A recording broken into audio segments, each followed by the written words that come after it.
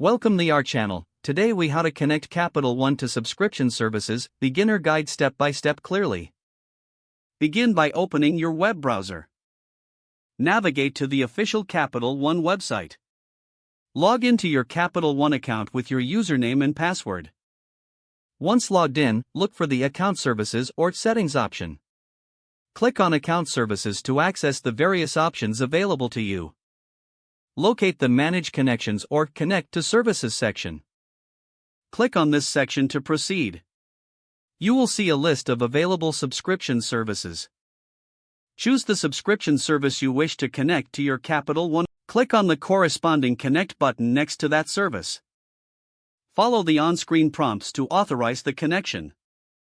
You may need to enter your login credentials for the subscription service. After entering your credentials, confirm the authorization. Read through the terms and conditions provided before proceeding. Click Agree or Authorize to finalize the connection. Once connected, you will receive a confirmation message. Check your Capital One account to ensure the service appears in your list of connections.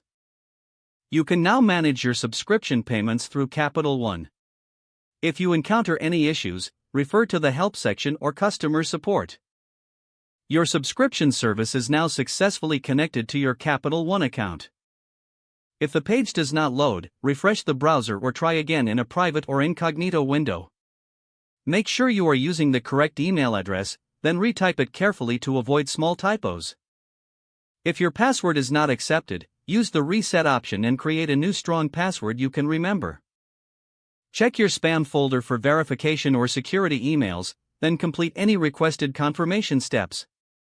Enable two-factor authentication if available to improve account security and reduce unauthorized access risk.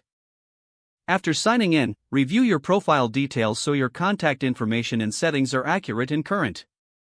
If you see an error message, note it down and try again after restarting your device and internet connection. Log out when you finish, especially on shared devices, to keep your account and payment information secure. Don't forget to like this video and subscribe to our channel for more step-by-step tech guides.